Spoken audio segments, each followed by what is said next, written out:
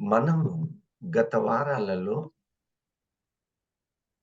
యేసుక్రీస్తు పశువుల పాకలో జన్మించలేదని, ఆయన ఎక్కడ జన్మించబడి ఉన్నాడో ఆయనకును,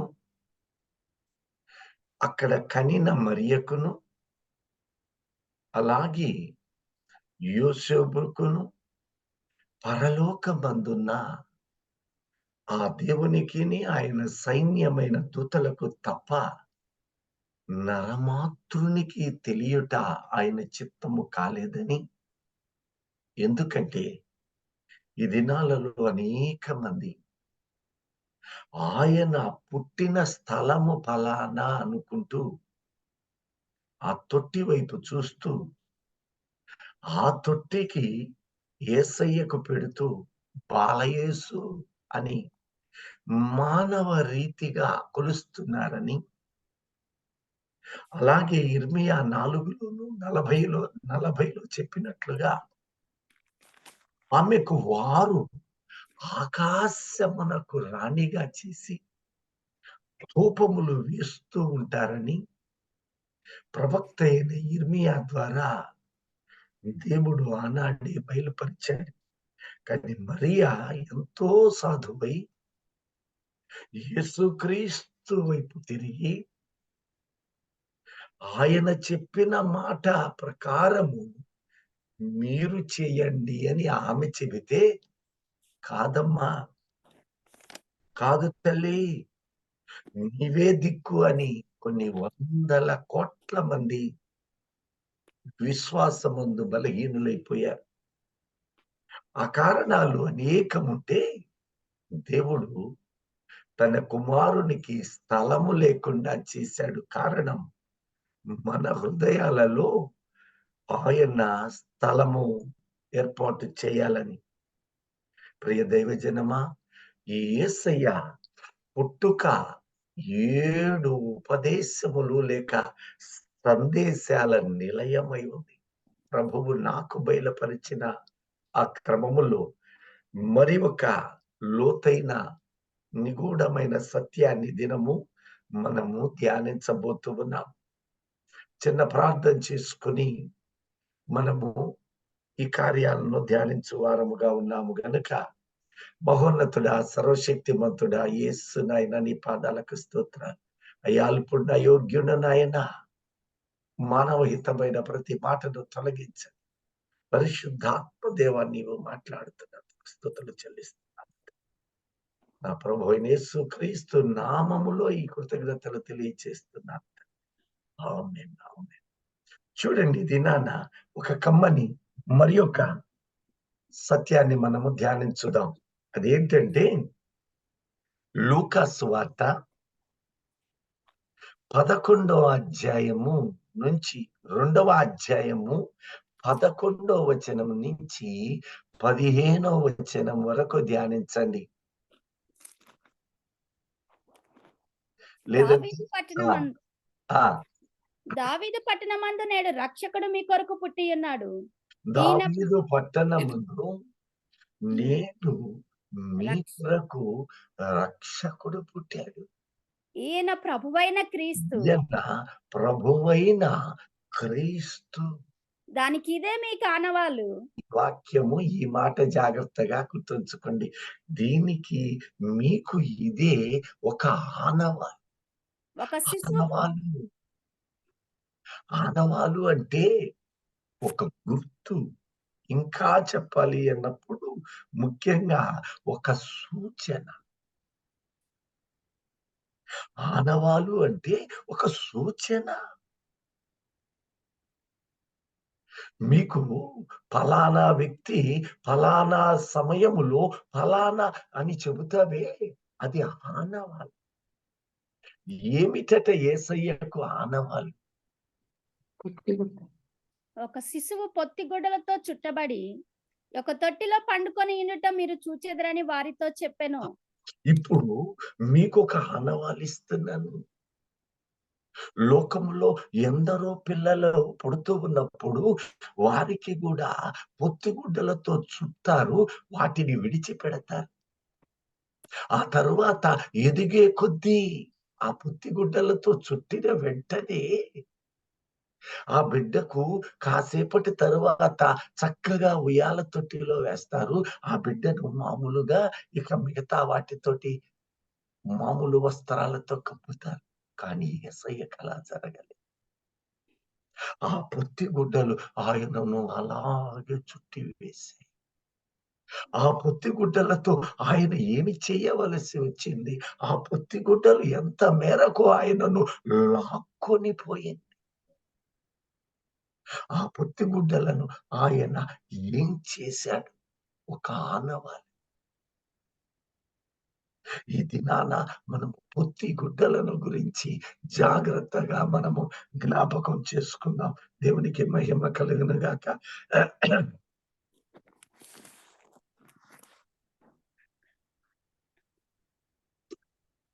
సంతోషంగా ఉన్నవాళ్ళు దేవునికి మహిమ కలుగును గాక. హల్లెలూయా.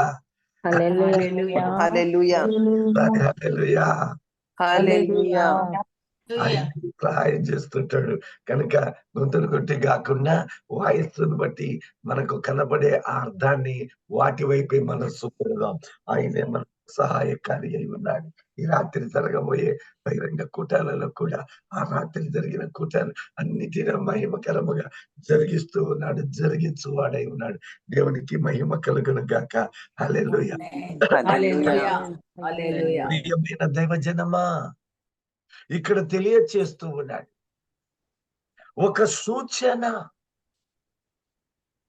ఒక ఆధారము, ఒక ఆనవాళ్ళు ఆయన మనకిస్తూ ఉన్నాడు. ఏమిటి ఈ సూచన? యేసుక్రీస్తుకు తెలియచేయబడిన ఆ మాట అది మన నిమిత్తమై ఆయన పుట్టుక, ఆ పుట్టుక సంబంధమైనది మనకు చెప్పాడు అంటే అది మన నిమిత్తమైన ఒక సువార్త. ఆయన పుట్టుకతో ఆయన పుట్టుకతోడనే ఒక సందేశాన్ని పసిబిడ్డ మాట్లాడలేడు కదా.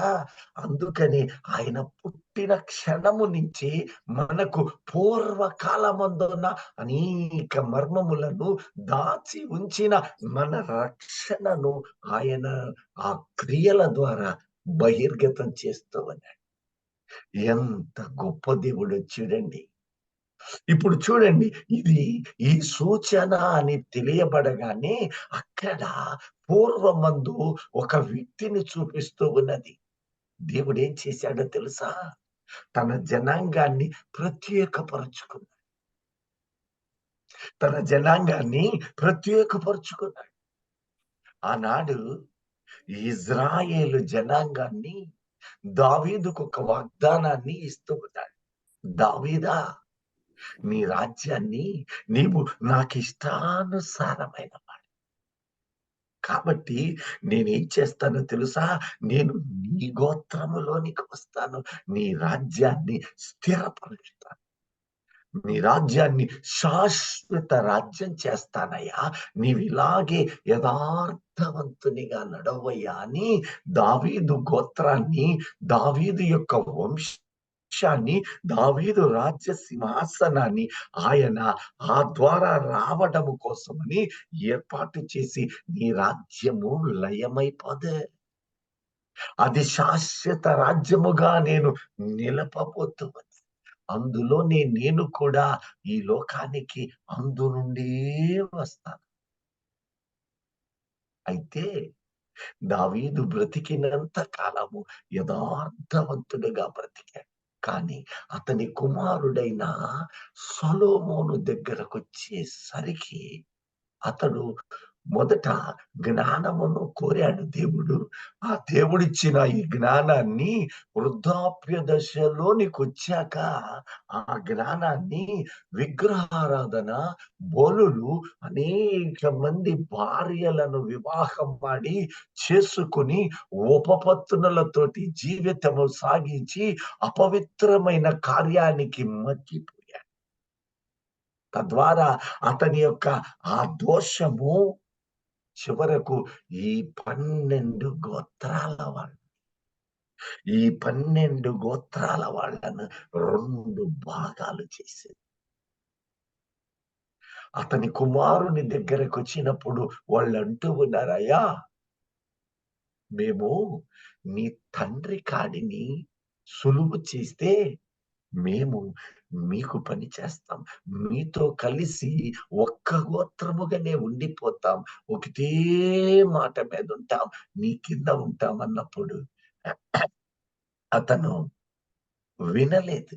వెంటనే వీళ్ళు ఇక దావీదుతో, ఈ యూదా గోత్రముతో మాకు పాలి లేదు, యూదా గోత్రముతో మాకు పాలి లేదు అని ఈ దావీదు కుటుంబము, ఈ దావీదు లేక యూదా గోత్రము అక్కడ ఒకవైపు అయిపోయింది. మిగిలిన ఆ 11 గోత్రాల వాళ్ళు సపరేట్ అయిపోయారు. ఇప్పుడు దావీదు ఈ యొక్క కుటుంబము ఏకరాశి మీద ఉన్నది 2 భాగాలైపోయింది. అయితే ఈ 11 గోత్రాల వాళ్ళు దేవుని విడిచి అనేకులైన ఈ యొక్క ప్రజలు విగ్రహారాధన బలులతో అన్యజనులు సిరియనులనబడిన ఈ ప్రజల ఆచారాలు, ఈ లోక సంప్రదాయాలు వాటిని వెతుకుతూ ఉన్నారు.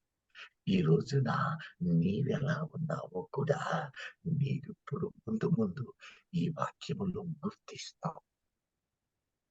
నీవు క్రైస్తవుడను, క్రైస్తవురాలిని అని నువ్వు సువార్త ప్రకటిస్తూ ఉన్నావు, మంచిది. దేవునితో నడుస్తూ విశ్వాసిగా ఉన్నావు, మంచిది.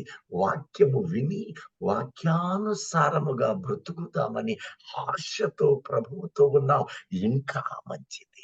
అయితే నీవు లోక సంప్రదాయాలలో బతుకావా, బ్రతుకుతూనే ఉన్నావా, బ్రతుకు అవకాశాలలోనే ఉన్నావో లేదో ఇప్పుడే. అయితే ఆయన నిన్ను విడుచువాడు కాడట, విడవడు. ఆయన దెబ్బ కొట్టి క్షమించి తిరిగి హక్కున చేర్చుకునేవాడు. ఆయన ఏం చేశాడో తెలుసా? దినాన అక్కడ కలబడిన అన్ని మన జీవితాలకు దృష్టాంతాలు. అక్కడ ఆయన విషయము పూర్వపు విశేషాలు ఇక్కడ తెలియజేశాడు. అంటే నీవు బుద్ధి కలిగి జ్ఞానివై ఆ క్రియలు నీవు పాటించకూడదు. కానీ క్రైస్తవులైన అనేక మంది విశ్వాసులు వీటిని పాటిస్తూ నేను దేవుని యొక్క విశ్వాసిని అనుకుంటూ ఉన్నారు. విశ్వాసే కానీ బలహీనమైన మనస్సాక్షిగా ఉంటున్నారు. అది గుర్తించిన నాడు మనము పరిపూర్ణులుగా మార్చబడతాం. అది నీవైనా నేనైనా. ప్రియ దైవ జనమా, ఏం జరిగిందో తెలుసా? చిన్న చిన్నగా ఆ దావీదు కుటుంబం 2 ముక్కలైపోయింది. 2 ముక్కలయ్యాక ఒకవైపు యూదా గోత్రము అనగా దావీదు కుటుంబానికి చెందితే, మిగతా వాళ్ళు 11 గోత్రాలుగా ఉన్నారు. ఈ యూదా గోత్రములో ఒక వ్యక్తి కనపడుతూ ఉన్నాడు. అతని పేరేమిటో తెలుసా? ఆహాజ్. అతని పేరు ఆహాజు. 2వ దినవృత్తాంతాలు 28వ అధ్యాయము 1 నుండి 6 వచనాలు మొదట చదవండి. ఆహాజు ఏలనారంభించినప్పుడు 20 సంవత్సరముల వాడై యెరూషలేములో 16 సంవత్సరములు ఏలెను. అతడు తన పితరుడైన దావీదు వలె యెహోవా దృష్టికి యథార్థముగా ప్రవర్తింపలేదు. యథార్థముగా ప్రవర్తింపలేదు. దావీదు వారసుడు తన తాత లేక ముత్తాత అతని ప్రకారముగా యథార్థముగా నడవలేదట. ఈ ఆహాజు ఏం చేశాడు? అతడు ఎందుకంటే మనము గమనించాల్సిన మాట, పొత్తి గుడ్డలతో చుట్టబడ్డాడు. ఏమిటి దీని అంతర్లీనమైన భావము? సత్యం. ఈ రోజు ఆ పొత్తి గుడ్డలకు నీవి కూడా ఉన్నాయేమో. ఆయన మీద నీ పొత్తి గుడ్డలు కూడా కప్పావేమో నీకు తెలియకుండానే. ఒకసారి యోచన చేద్దాం. నేడున్న పరిస్థితిలో ఎత్తబడే గుంపులో ఉన్నవారు ఇక్కడ ఉన్నారు, మంచిది. అయితే మన క్రియలను ఇంకాను ఇంకాను మహిమ నుండి అధిక మహిమకు చేరువ. చూద్దాం ఇక్కడ యథార్థముగా ప్రవర్తించలేదు. ఆ అతడు ఇశ్రాయేలు రాజుల మార్గములందు నడచి బయలుదేవత రూపములుగా పోత విగ్రహములను చేయించెను. మరియు అతడు బెన్ హిన్నోము లోయందు ధూపము వేసి ఇశ్రాయేలు ఎదుట నుండి యెహోవా తోలివేసిన జనముల హేయక్రియల చొప్పున తన కుమారులను అగ్నిలో దహించెను. అతడు ఉన్నత స్థలములలోను కొండల మీదను ప్రతి పచ్చని చెట్టు క్రిందను బలులు అర్పించుచు ధూపము వేయుచు వచ్చెను. అందుచేత అతని దేవుడైన యెహోవా అతన్ని సిరియా రాజు చేతికి అప్పగించెను. సిరియన్లు అతన్ని ఓడించి అతని జనులలో చాలా మందిని చెరపట్టుకొని దమస్కునకు తీసుకొని పోయిరి. అతడు ఇశ్రాయేల్ రాజు చేతికి అప్పగింపబడిను. ఆ రాజు అతని లెస్సగా ఓడించెను. 6వ వచనానికి ఒక్కసారి రా తల్లి. రెమల్యా కుమారుడైన పెకహు యూదా వారిలో పరాక్రమశాలులైన 120,000 మందిని ఒక్కనాడు హతము చేసెను. వారు తమ చాలండి. ఇశ్రాయేలీయులు త్రోవ తప్పారు. వారు ప్రవర్తించిన రీతిలో ఇతడు కూడా బలులను సమర్పిస్తున్నాడు. ఎప్పుడైతే దేవుడు వీరిని కోరుకున్నాడు, ఈ గోత్రాన్ని శాశ్వతంగా నేను నిలుపుతాను, ఇక్కడ వీరిని నిర్మూలము చేయనని మాట వాగ్దానం ఇచ్చాడు. ఆ వాగ్దానమును నమ్మి నిలుపుకోవాలి. దేవుడు నీకు పలుసార్లు దైవజనుల నోట నుంచి దర్శనముల ద్వారా, ప్రవచన లేఖనాల ద్వారా దేవుడు పలుసార్లు నీకు సూచనలు లేక ఈ ఆనవాళ్ళులో లేక వాగ్దానముల రూపములో పలుసార్లు నీతో మాట్లాడుతాడు. పలుసార్లు వినకపోతే హెచ్చరిస్తూనే ఉంటాడు. కానీ నీవు నమ్మకుండా ఇంకా మానవ పరుగులలో ఉన్నవాళ్ళు అనేకులు అలాగే.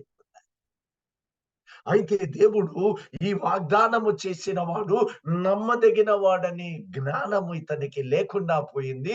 ఇజ్రాయేలు పాపములో పడిపోయారు. 11 గోత్రాల వాళ్ళు అపవిత్రతలో ఉన్నారు. చివరికి ఇతడు కూడా దేవుడు కోరుకొనిన ఆ జనాంగము యొక్క వర్గము, ఆ యొక్క వర్ణము కూడా పాపములో పడిపోతానికి ఇతడు ఆహాజు కారణం.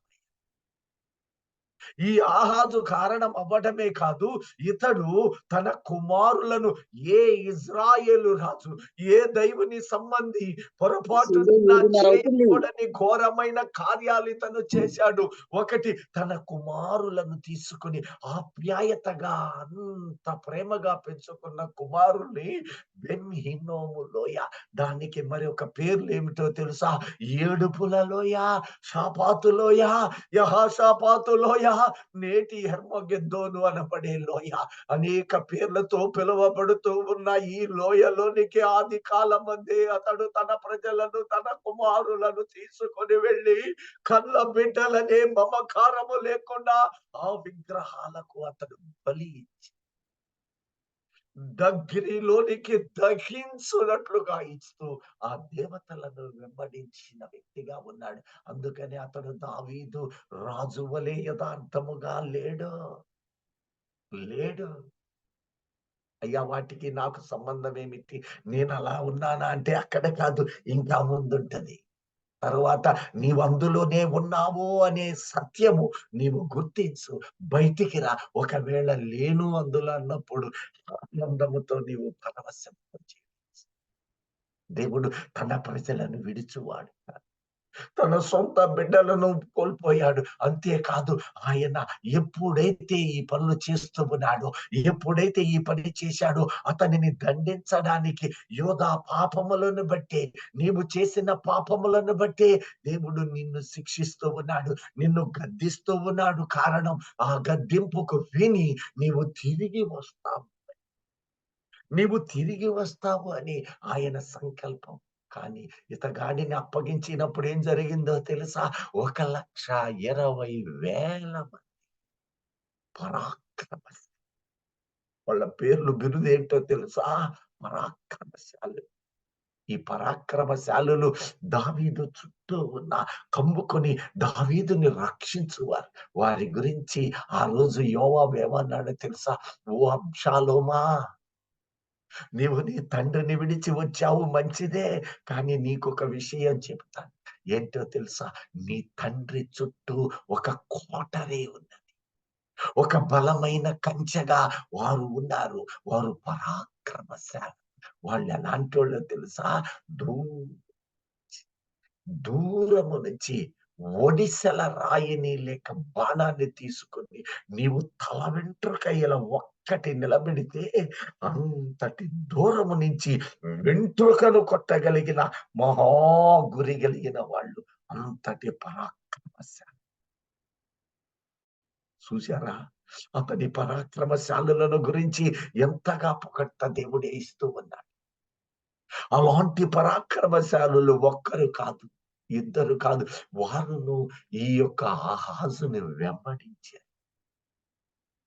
వాళ్ళు కూడా వెంబడించారు కనుక ఒకరు ఇద్దరు కాదు, 1,20,000 మంది పరాక్రమశాలు. ఒంటి చేత్తో ఖడ్గము బాణము విసిరితే వెంట్రుక కొద్ది మామూలు వయస్సు దాటితే ఈ వెంట్రుక అంత దూరం నుంచి కనపడనే కనపడదు. అలాంటిది గురిగా పెట్టి ఒడిసెల రాయి తీసుకుని కొడితే కొడితే నెత్తి పగులుద్ది, ఆసుపత్రులకు. కానీ వాళ్ళు కొడితే వెంట్రుక కూడా సూటిగా వెళ్ళి తగులుద్ది. అలాంటి పరాక్రమశాలులను 1,20,000 మందిని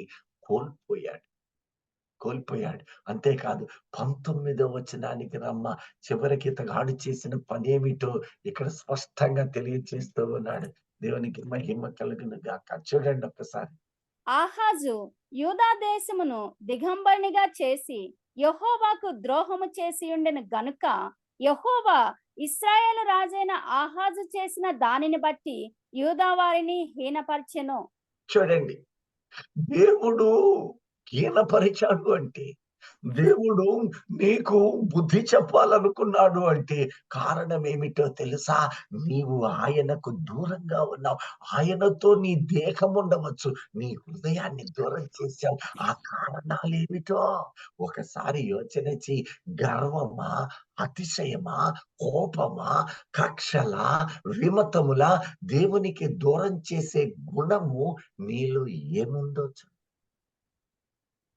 ఏ కారణం చేత దేవుడు నిన్ను దండిస్తూ ఉన్నాడో, నీకు మేలు జరగకుండా ఆయన నిన్ను దండించడానికి కారణం ఏంటి? బుద్ధి చెప్పడానికి కారణం. ఇదిగో అంటూ ఉన్నాడు. అతడు దిగంబరిగా చేశాడట. మరి దిగంబరికి వస్త్రాల అవసరం. ఆనాడు ఒక వ్యక్తి, మన మూల పురుషుడు కూడా ఇదే పని అయిపోయింది. ఎప్పుడైతే సాతాను మాట లేక ఆ ఘటసర్పము శోధన మాట వినడము ప్రారంభించి ఆ తప్పు జోలికి వెళ్ళడం జరిగిందో వారు దిగంబరులైపోయారు. నీ స్వరము ఇక వినపడటం లేదయ్యా. నీ స్వరము వినపడ్డప్పుడు నా హృదయము పశ్చాత్తాపముతో రగిలిపోతుందయ్యా. కారణం, దేవుని స్వరము వినాలి, వాళ్ళు తిరిగి రావాలి అనేది దేవుని కోరిక.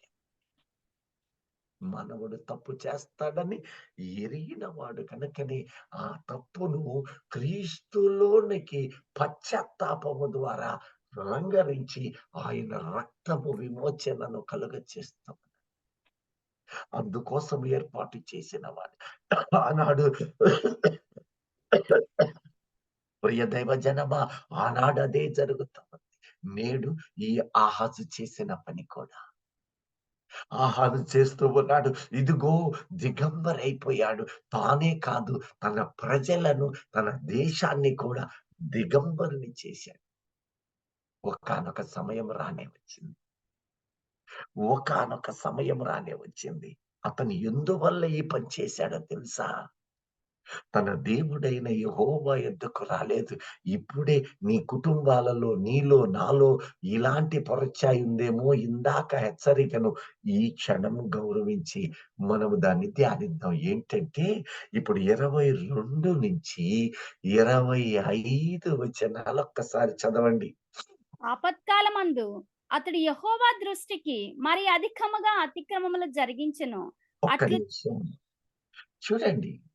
శ్రమ నీకొస్తే, ఆపద నీకు కలుగుతూ ఉంటే, అపాయము నిన్ను తరుముతూ ఉంటే నీవు ఎవరి వైపు చూడాలి? ఎవరిని వెతకాలి? ఆలోచన చెయ్యి. ఆలోచన చెయ్యి. నీవు వెతకాల్సింది దేవుని యొద్ద.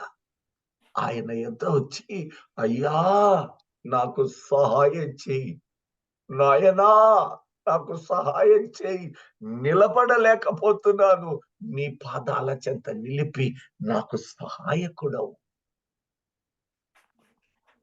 కానీ ఎలా ఉన్నారో తెలుసా? అయ్యా నా మనసు విసుగ్గా ఉంది, నేను నీ దగ్గరికి నేను రాలేను, నేను బలహీనతలో ఉన్నాను, కానీ నీ దగ్గరకు రాలేను. మనిషి బలహీనత ఆపత్కాలమందు మరింతగా ప్రయాసలు లోకములో పడి పడి అల్లాడిపోతూ ఇంకా బలహీనతే. అయితే ఇతగాడు అలా కూరుకుపోతున్నాడు. ఇంకా కూరుకొని బలహీనతల్లోనే పోతూ ఉన్నాడు. తనకి సహాయము లోకములో ఎవరు చేస్తారా అనే ప్రయాసయే కానీ ఈ సహాయము లోకములో ఎవ్వడు నీకు చేసేవాడు లేడు. కేవలము దేవుడు మాత్రమే చేయగలిగిన వాడు. ఇక దిక్కైనా ముక్కైనా సమస్తము ఆయనేననే మనస్సు అతనికి రావడం వల్ల, ఎందుకో తెలుసా? అతని ఆలోచనలోనే ఈ తప్పు దొరుకుతుంది. అతని హృదయాలోచనలు తొలగించలేదు, హృదయాలోచనలు దేవుని వైపు మరలలేదు. కనుకనే ఈ తలంపులు అతన్ని వెంబడిస్తున్నాయి. ఈ హృదయ ఆలోచనలు వ్యక్తి వశమే. అతను ఆమె లేక ఆ ఆలోచనలను తన స్వాధీనపరుచుకుని స్థిరంగా ఆలోచన చేయాలి. చేసినప్పుడే యథార్థమైన స్థితి ఏమిటో తెలుస్తుంది.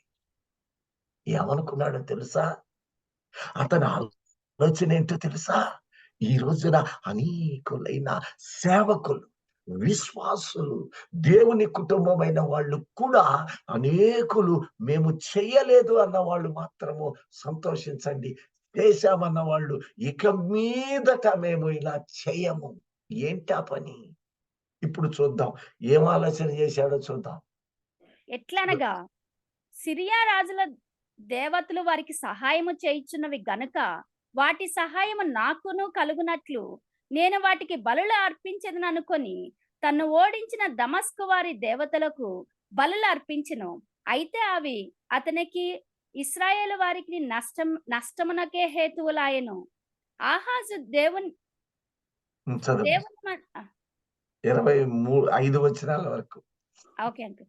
ఆహాజు దేవుని మందిరపు ఉపకరణములను సమకూర్చి వాటిని తెగగొట్టించి యెహోవా మందిరపు తలుపులను మూసివేయించి యెరూషలేము నందంతటా బలిపీఠములను కట్టించెను.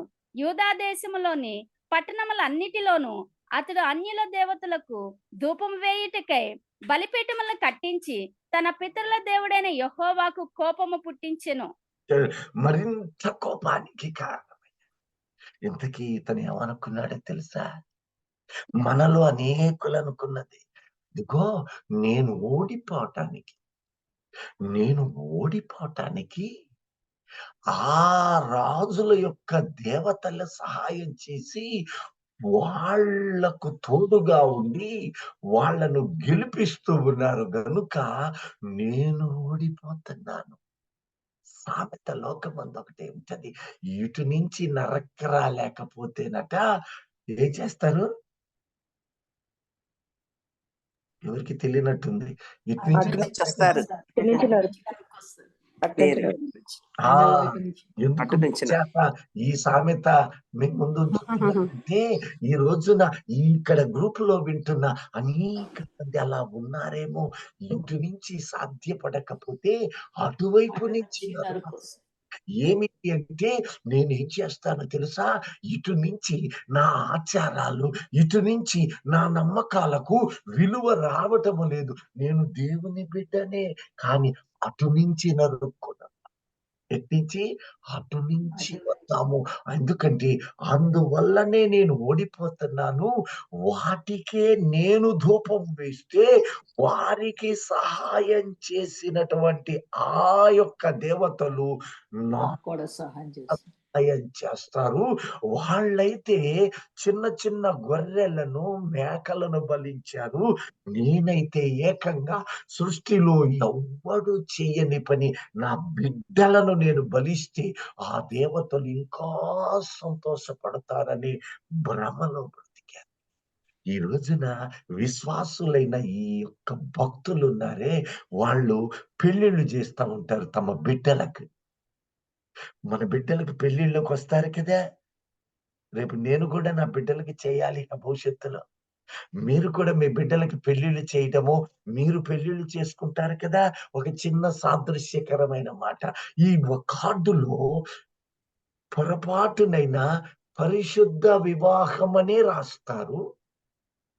రాశాక దైవజనుడు ప్రార్థన చేసి వివాహమునక ఏర్పాట్లు చేస్తున్నాము, దైవజనుడు వాక్యోపదేశకుడు అన్ని రాస్తారు.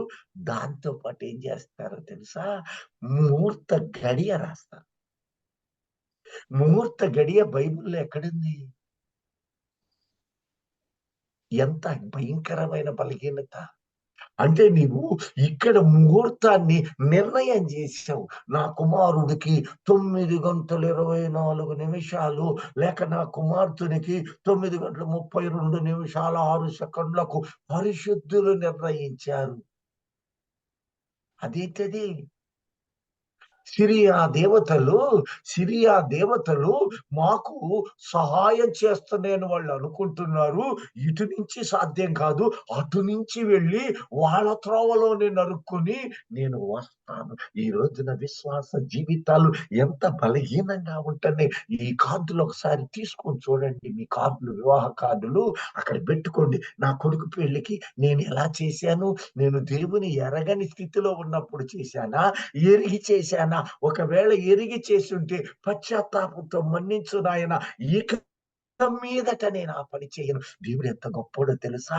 ఇందాక ఆ దావీదు కుటుంబాన్ని విడవకుండా ఆ వాగ్దానాన్ని నిలబెట్టుకుంటూ, ఆ వాగ్దానాన్ని బట్టి శేషం ఇంకా మిగల పెడుతూ, ఈపు మాత్రమే కొట్టి ఆహాజును కొడుతూ ఆదరణ కలుగ చేస్తూ ఉన్నాడు. అలాగే నీకు కూడా ఈ పెళ్లి క్రైస్తవ వివాహం పెడుతూ ఉన్నావు. ఆ సిరియా రాజుల త్రోవకెళ్ళావు. ఫలానా గడియలో నా కొడుకు పెళ్లి అని పెట్టావు. పెట్టిన వాళ్ళు ఉన్నారా లేరా? ఇప్పుడు ఉన్నారండి. కుటుంబాలు అందరూ ఒకనాడు ఇది చేశావు అంటే నువ్వేం చేశావు? లోక సంబంధమైన వాటి వైపు సిరియా దేశం వలె గమనించి జీవిస్తూ ఉన్నావు. అందుకు దేవుడు ఏం చేస్తాడో తెలుసా? నిన్ను విడిచిపెట్టకుండా ఏం చేస్తాడో తెలుసా? ఏ దైవజనుడు కూడా ఆ ముహూర్తానికి పెళ్లి కాకుండా ఆపేస్తాడు. క్రైస్తవ వివాహాలు ఆదరణ కలిగించినట్లు క్రైస్తవ వివాహాలు నువ్వు పెట్టిన ముహూర్తానికి పొరపాటునైనా చేయకుండా ఆయన అలాగే ఉదయం 9:24 కంటావు. ఆ 9:24కి పెళ్లి కూతురు రాదు, పెళ్లి కొడుకు రాడు. చిన్న మధ్యాహ్నం భోజనం సమయానికి చేస్తూ పగలగొట్టి, నేను నిన్ను ఆదరించే దేవుణ్ణి, నీవు లోక సంబంధమైన వాటిని వెతకవద్దని ఒక ఈపు పగలగొట్టి తాను మహిమ పొందుతూ ఉన్నవాడు. దేవునికి స్తోత్రం. హల్లెలూయా. హల్లెలూయా. హల్లెలూయా. ఈ ఆహాజు చేసిన ఈ పొరపాటుకి ఆహాజును దండిస్తూ ఉన్నాడు, కానీ అతనిని నిర్మూలము చేయలేదు.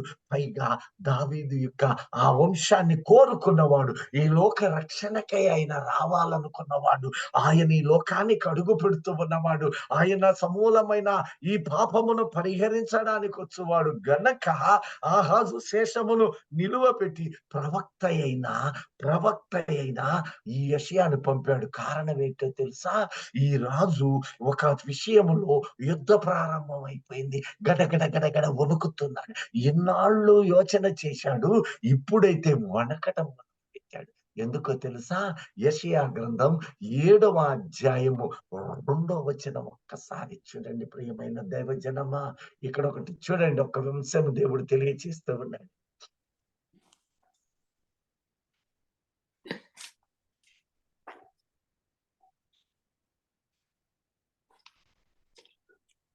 యెషయా గ్రంథం 7వ అధ్యాయము 2వ వచనం. అప్పుడు సిరియనులు ఎఫ్రామీయులను తోడు చేసుకొనిరని దావీదు వంశస్థులకు తెలుపబడగా, గాలికి అడవి చెట్లు కదిలినట్లు వారి హృదయమును వారి జనుల హృదయమును కదిలేను.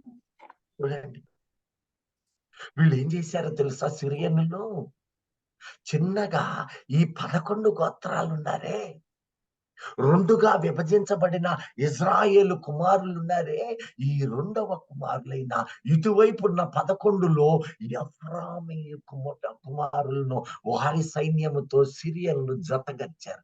ఎప్పుడైతే తన తోడబుట్టిన వాడే విరోధి అయిపోయాడో, ఎప్పుడైతే తన రక్త సంబంధి విరోధి అయిపోయాడో, ఈ యొక్క ఆధారాలను బట్టి వారికి తెలియబడ్డ తర్వాత ఇక వణకటం మొదలు పెట్టారు. ఎలాగో తెలుసా? మామూలు గాలి, దక్షిణ ఉత్తర గాలులు వస్తే బీటలకు అంత ప్రవాహం ఉండదు. కారణం, భవంతులు, ఇళ్ళు, వాకిళ్ళ వలన ఆ గాలి తీవ్రత కొంత తక్కువ. కానీ అరణ్యములన్నీ చెట్లే.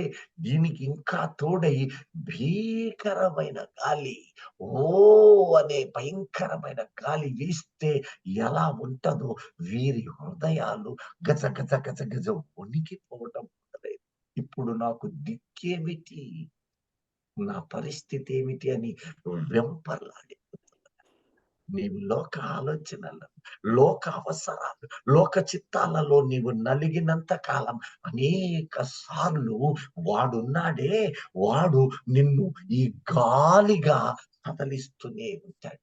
అందుకనే వాడి పేరు గాలివుడు.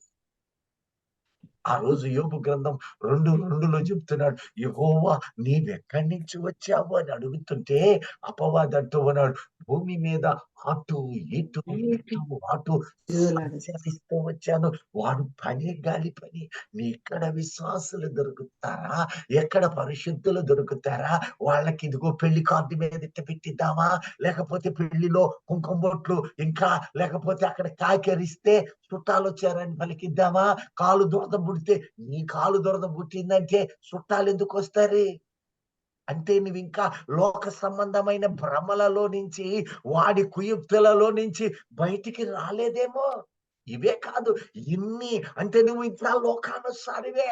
నువ్వు లోకానుసారివై ఉండి నేను దేవుని బిడ్డను అనుకుంటున్నావా? ఈపు పగులుతూ ఉన్నది తెలియటం లేదా? నీ బిడ్డల మీద దీవెన రావటము లేదు, నీ కుటుంబములో ఆశీర్వాదము రావటము లేదు, నీ కుటుంబం మీద ఆ పరిపూర్ణత రావటము లేదు, నీవు ప్రార్థిస్తూ ఉన్నా నీ జీవితానికి వెలుగు రావడము లేదు, నీ గృహము సమాధానము పొందడం లేదు. కారణం ఏమిటి? ఈ లోక ఆచారాలు నీలో ఇంకా ఉన్నాయి. అది తెలపడానికే అతడు దిగంబరిగా చేయబడ్డాడు అని, అతని యొక్క కుటుంబము దిగంబరత్వముతో నింపబడి ఉన్నది. కారణం అతని క్రియలే. ఈ రోజున క్రైస్తవ సమాజం కూడా అదే చేస్తూ దిగంబరులుగా, ఆత్మ సంబంధమైన దిగంబరులుగా మారిపోతే, యెషయాను దేవుడు అట్టి ప్రజలకు బుద్ధి చెప్పడానికి, అట్టి ప్రజలు గమనించడానికి, వారి జీవితాలు సంపూర్ణంగా ఆనందము పరవశమై నింపబడడానికట దేవుడు వారిని విడిచిపెట్టడు. మన దేవుడు మనలను విడిచేవాడు కాడు. ఎంత మాత్రమును ఆయన నిన్ను చేయి విడవాడు. ఎందుకంటే నీ చేయి పట్టుకున్నవాడు, దావీదు చేతిని పట్టుకున్నవాడు, ఆయన సంరక్షకుడై ఉన్నాడు. ఆయన ఉదయిస్తూ ఉన్నాడు లోకమందు. ఆయన నీలో ఉదయించిన వాడు నిన్ను విడిచిపెట్టువాడు కాదు. కనుకనే యెషయాను పంపాడు. అలాగనే అనేక మంది సేవకుల నోట తన మాటను ఉంచుతూ ఉన్నాడు. ఏ విషయములో మేము తప్పిపోయామో, ఏ విషయములో నేను దేవునికి దూరమై ఉన్నానో గమనించమనే సత్యం తెలియజేస్తూ ఉన్నాడు. ఇక వచ్చాడు, వచ్చి నీవు ఒక సూచన అడుగు, ఒక సూచన నీవు అడుగు. ఇంకా ఇశ్రాయేలు దేవుడు ఆయన మహోన్నతుడు, ఆయనే సహాయకారి, సృష్టికర్త అని నీకు గ్రహించావు, కానీ నడవలేకపోతున్నావు. కారణం వాడు గాలివాడు, వాడు నిన్ను పట్టుకుంటున్నాడు. గాలి వీస్తూ ఉంది నీ ఆలోచనల మీద, ఆలోచనలకు లొంగుతూ ఉన్నావు, భ్రమలలో బ్రతుకుతూ ఉన్నావు. వీటిని ఆయన తన కృపలో నీకు హెచ్చరిక చేస్తున్నాడని ఆ యొక్క రాజు దగ్గరికి దేవుడు యెషయాను పంపాడు. ఇప్పుడు 7వ అధ్యాయం 10 నుంచి 14 వచనాలు ఒక్కసారి చూడండి. యెహోవా ఇంకను ఆహాజునకు ఇలాగు సెలవిచ్చును, నీ దేవుడైన యెహోవా వలన సూచన నడుగుము. అది పాతాళమంత లోతైనను సరే, ఊర్ధ్వలోకమంత ఎత్తైనను సరే. ఆహాజు, నేను అడుగను, యెహోవాను శోధింపనని చెప్పగా అతడు ఇలాగూ చెప్పెను, దావీదు వంశస్థులారా వినుడి, మనుషులను విసికించుట చాలదనుకొని నా దేవుని కూడా విసికింతురా? కాబట్టి ప్రభువు తానే. ఒక నిమిషం, ఇక్కడ అంటున్న మాట చూడండి. దేవుడు తన వాక్కుతో హెచ్చరిక చేసిన ఇంకా ముహూర్తాలు, ఆచారాలు మానని విధంగానే మనిషి హృదయం కఠినం చేయబడుతుంది. ఎందుకంటే కూరుకొని పోతూ ఉన్నావు, దేవుని ప్రార్థన చేస్తున్నావు, అపవిత్రతలో కూరుతున్నావు, దేవునితో నడుస్తూ ఉన్నావు, ఆచారాల ముసుగులో ఉన్నావు, దేవునితో నడుస్తున్నావు, ఇంకా కాకులు, దొరదలు, కాళ్ళు, చేతులు, వీటి మీద మనసు పెడుతూ నీ జీవితాన్ని నీవు గుర్తించమని దేవుడు హెచ్చరిక దినాన చేసినట్లే ఆ రోజు కూడా యెషయాని పంపాడు. యెషయా ద్వారా తెలియచేస్తున్నాడు, ఇక ఇప్పటికైనా ఈ దావీదుని విడిచిపెట్టక శాశ్వతముగా నా రాజ్యములోనికి చువాడను కనుక, ఓ దావీదు వంశమా, ఓ ఆత్మ సంబంధమైన ఇజ్రాయేలు జనాంగమా, ఇదిగో ఒక సూచన. ఇతగాడు ఏమంటాడు తెలుసా? నేను అడగను, అడుగుతానయ్యా, బుద్ధి వచ్చిందయ్యా అంటలా. ఊరకా ఇంతకాలం అంటి పెట్టుకున్న గంజిది అంత తొందరగా పోతే ఊరుకో. నేను అడగను, యెహోవాను నేను విసిగించను. కానీ ఇంకొక ఆయన ఉన్నాడు, యోబు 9 అధ్యాయము 14 వచనములో, అయ్యా నీకు ఇంత భారమైందే, ఇంత శ్రమ అయిందే, దేవుణ్ణి అడుగయ్యా అంటే అంతటి యథార్థవంతుడు అంటున్న మాట ఏందో తెలుసా? అయ్యా నేను నిర్దోషినై ఉన్నా కూడా నేను ఆయనకి ఏం పలకల్లయ్యా? నాలో లేని లోపాలను ఎక్కడో నేను గ్రహించలేనివని వాటిలో నా తప్పులెతికే దేవుడయ్యా ఈ దేవుడు. నేను ఆయనకు ఏ మాటలు ప్రత్యుత్తరంగా పలకగలను, ఏ మాటలను నేను సమకూర్చుకునేదయ్యా అని ఒక యథార్థవంతుడు పలుకుతా ఉంటే, ఒక పాపి అయిన మనిషి, అపవిత్రతలకు లోనైన మనిషి, లోక ఆచారాలను బట్టి నష్టపోయి దిగంబరి అయిన ఒక మనిషి అంటున్నాడు, నేను శోధించానో, దేవుని దగ్గరకు రానో, ఆయన అడగనో, ఆయనతోనే ఉండలేను. కారణము ఇదిగో, నాకు సహాయము చేయుటకు ఆయన అవసరం. వాళ్ళెట్లా చేశారో అదే నా ఇంటికి ముఖ్యం. వాళ్ళ ఆచారాలు, నేను నీతోనే ఉన్నాను కదా, నేను ఇజ్రాయేలు గోత్రమే కదా, నేను దావీదు గోత్రమే కదా, కానీ నా హృదయం మాత్రం అటువైపు ఉంది. ఈ రోజున అన్య జనాంగాన్ని ఒక్కసారి వాళ్ళు పాపము, అపరాధము వాడి సైన్యముగా ఉంటారు. వాళ్ళు ఇటువైపు అసలు తొంగి చూడరు. నీది నీదే, నాది నాదే అని ఆ అర్థములో వాళ్ళు అనేకులు ఉన్నారు. కానీ దేవుని బిడ్డవై ఇటువైపు ఉన్నావు, నీవు మాత్రము అటు చూస్తున్నావు, ఆచారాల ముసుగు ఇటు చూస్తున్నావు. రెండిటిని సాంబార్ లాగా మిక్స్ చేసి నేను దేవునిలో భాషల వరం ఇచ్చాడు ఎంత శాతం ఉంది, ఆత్మనిచ్చాడు ఎంత శాతం ఉంది. నీవు భ్రమలలో బతక వీలు లేదని దేవుడు ఈపు పగలగొడుతూ నిన్ను సంపూర్ణమైన కృపలో ఇవ్వడానికి భద్రపరుస్తూ నేను అడగను అని చెప్పినా కూడా నీవు మనుష్యులనేనా, దేవుణ్ణి కూడా నీవు ఈ పనులు చేస్తూ ఉన్నావు, విసిగిస్తూ ఉన్నావు. అయినా నిన్ను విడవను, నిన్ను తాకిన వాడను, నిన్ను రక్షించిన వాడను, అడుగడుగునా నిన్ను పోషించువాడను కనుక నీవే స్థితిలో ఉన్నా నిన్ను విడిచిపెట్టను అంటూ ఈ దిగంబరత్వానికి నీకు ఒక పొత్తిగుడ్డ పెడుతూ ఉన్నాను. నీకు పొత్తిగుడ్డలతో చుట్టబడుతూ ఉన్నది. ఆ పొత్తిగుడ్డలకు సంబంధించిన ఒక సూచన నీవు అడక్కపోయినా నేను ఇచ్చేటటువంటి వాడను అని గొప్ప దీవెన మాట అంటున్నాడు. అడక్కపోయినా ఒక సామెత లోకమందుంది, ప్రియ దైవజనమ, అడక్కపోతే అమ్మాయినా అన్నం పెట్టదు. చాలా మందికి ఇట్లాంటి బాగా తెలుసు, నాకు తెలియదు, అందుకనే నేను మిమ్మల్ని అడక్కపోతే తల్లినా పెట్టదట. కానీ ఆయన ఉన్నాడే, ఆయన నువ్వు అడక్కపోయినా నిన్ను కాపాడాడు, అన్యుల నుంచి తీసుకొచ్చాడు, తన రక్తముతో నిన్ను కడిగాడు, నిన్ను పరిశుద్ధుడు అని పిలుస్తూ ఉన్నాడు. అయితే నేను పరిశుద్ధత సంపూర్ణత పొందాలి, మా అధిక మహిమలోనికి చేర్చబడి ప్రత్యక్షతలోనికి ఎత్తబడాలని నీలో ఉన్న అపవిత్రమైన వాటిని కొడుతూ నిన్ను గద్దిస్తూ ఆయన సూచనిస్తూ ఉన్నాడు.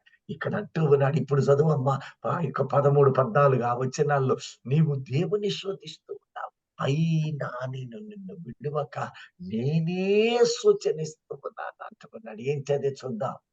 కాబట్టి ప్రభువు తానే ఒక సూచన మీకు చూపును, ఆలకించుడి. కన్యక గర్భవతి అయి కుమారుని కని అతనికి ఇమ్మానుయేలు అని పేరు పెట్టును. చూడండి, కన్యక గర్భవతి అయి ఒక కుమారుణ్ణి కంటదే, ఒక సూచన.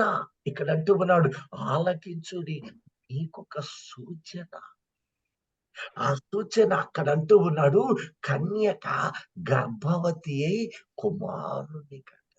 అదే సూచనను ఇక్కడ ఇందాక చదివిన లూకా 2వ అధ్యాయం 11 నుంచి 15వ వచనానికి వచ్చేసరికి ఆ పశువు, ఆ యొక్క తొట్టి, ఆ క్రమమును దేవుడు చూపుతూ అక్కడ యేసుక్రీస్తుని కూడా యేసయ్యను చూపుతూ, ఇదిగో కన్యక గర్భవతి అయి కుమారుణ్ణి కంటది, ఆ కుమారుణ్ణి తీసుకుని పొత్తిగుడ్డలతో చుడతారు. పొత్తిగుడ్డ, ఈ పొత్తిగుడ్డలతో చుట్టబడతాడు. ఆయన తప్పించుకోలేదు. ఆ పొత్తిగుడ్డలు ఆయన్ని విడిచిపెట్టవు, చుట్టబడే ఉంటే అదే దేవుని యొక్క ఉద్దేశం. పొత్తిగుడ్డలు చుట్టి తీరాలి. ఏమిటి పొత్తిగుడ్డలు అంటే, నువ్వు జాగ్రత్తగా 1వ తిమోతి 1:15 అంటాడు, నేను పాపులను రక్షించడానికి నేను ఈ లోకానికి వస్తున్నాను. నేను వస్తూ అక్కడ పుట్టగానే దేవుడు అనగా నా తండ్రి నా తల్లి చేత పొత్తిగుడ్డలు చుట్టించాడండి. ఏమిటి ఆ పొత్తిగుడ్డలు చుట్టబడటము అంటే, ఇప్పుడు ఆయన అంటూ ఉన్నాడు, ఇదిగో పొత్తిగుడ్డలను గురించి చెబుతూ ఉన్నాను. భూమి మీద 3 రకాల గుడ్డలుంటాయి. ఒకటి నేను ధరించే ఒక వస్త్రం. రెండోది ఉంది ఆయన ధరించు వస్త్రం, ఆయన ఇచ్చేటటువంటి వస్త్రము, అది మహిమా వస్త్రము. మరొకటి ఉంది మురికి గుడ్డ. యేసయ్యకు ఏ వస్త్రము ఆయనకు చుట్టబడింది? ఈ మూడింటిలో మహిమా వస్త్రం చుట్టబడిందా, మామూలు పొత్తిగుడ్డ చుట్టబడిందా, మురికి వస్త్రం చుట్టబడిందా? పుట్టుకతో ఎవరు చెప్పాల? మహిమా వస్త్రమేనా? మురికి వస్త్రాలు. ఏ వస్త్రం? కొందరు ఇటు వచ్చారు, కొందరు అటు వచ్చారు. ఆలకిస్తున్నందుకే దేవునికి మహిమ కలుగును గాక. ఏ వస్త్రము చుట్టబడిందో తెలుసా? పరమ గీతాలు 5వ అధ్యాయము 3వ వచనం చూడండి. పరమ గీతాలు 5వ అధ్యాయము 3వ వచనములో ఒక మాట అంటూ ఉన్నాడు. నేను వస్త్రము తీసివేసి తిని, నేను నేను వస్త్రము తీసివేసి తిని నేను మరలా దాన్ని ధరింపనేలా, దానిని ధరింపనే. అలా ధరింప. నా పాదములు కడుగుకొంటిని, నేను మరలా వాటిని మురికి చేయనేలా. చూడండి, మురికి. మనం అనుకుంటున్నాము కొందరము ఇది మహిమా వస్త్రం పుట్టుకతో పెట్టారండి దేవుడే, ఇది నరుడు చేసింది కాదండి. అదిగో బాలుడిని అక్కడ పడుకోబెట్టినప్పుడు దేవుని సంకల్పం అండి నువ్వు అంటూ ఉన్నావు. అది మహిమా వస్త్రమై ఉండవచ్చు, ఆయన మహిమా స్వరూపుడు కదా. కానీ ఇక్కడ అంటుంది నేను వస్త్రము ధరించి తిని అది మురికి అయిపోయింది. సాయంత్రానికి వాడి వాడి వాడి మురికి అయిపోయింది. నేను మురికి వాడను, ఆ మురికి వస్త్రము మరొకసారి ధరించలేను. ఆ వస్త్రాన్ని తీసుకొని పోయి ఆయనకు చుడుతూ ఉన్నాను. ఈ మాటను యెషయా గ్రంథం చూడండి ఒక్కసారి, 64వ అధ్యాయం 6వ వచనం ఒక్కసారి చూడండి. ఈ వస్త్రం ఏమై ఉన్నదో, ఎందుకు యేసయ్య ఆ దినాన చుట్టబడి ఉన్నాడో, ఎందుకు ఆయన కలువరి శిలువ మీదకు తీసుకొని వెళ్ళి ఆ వస్త్రమును శిలువ మేకులకు కట్టి ఆయన రక్తముతోటి నిన్ను నీతి క్రియలు, మా నీతి క్రియలన్నీ మురికి కొట్టి మా నీతి క్రియలన్నీ మురికి ఉండాలని. చూడండి, వస్త్రము అంటే క్రియలు, నీ బ్రతుకు, నీ ఆచారాలు, నీ తలంపులు ఏమై ఉన్నాయో వాటిని ప్రతిబింబిస్తుంది. అక్కడ రాస్తూ ఉన్నాడు, ఇదిగో మా యొక్క క్రియలు మురికి గుడ్డ. వస్త్రాలు 3 రకాలు ఉన్నాయి. మనుష్యుని యొక్క ఆ యొక్క క్రియలే పాపపు క్రియలు, మురికి గుడ్డ. ఆ మురికి గుడ్డను యేసయ్యకు తగిలించాడట. అది చుట్టేశాడు, మొత్తం చుట్టేసేసాడు. దావీదు అంటూ ఉన్నాడు, ఒక మాటగా అంటూ ఉన్నాడు చూడండి, 51:5, అయ్యా నేను పాపములోనే, నా తల్లి నన్ను పాపములోనే కన్నదయ్యా, గర్భము ధరించెను, పాపములోనే గర్భము ధరించిందయ్యా అంటూ ఉన్నాడు. ఒక వస్త్రం ఉన్నదట, అది మురికి వస్త్రము. అది యేసయ్య పొత్తిళ్లలోనికి పెట్టబడిపోయింది. ఆ పొత్తిళ్లలో యేసయ్యకు చుట్టబడిన వస్త్రము మరేదో కాదు, నీ యొక్క లోక సంబంధమైన జీవితము. అడుగడుగునా నీ లోక ప్రవర్తన మురికిగా మారింది. ఆయన ఏం చేశాడో తెలుసా? ఇవన్నీ తన మీదకు తెచ్చుకున్నాడు. చూడండి, ఇప్పుడు చక్కని మాట, యెషయా 53:6 వచనం ఒక్కసారి చదివి ముగించుకుందాం.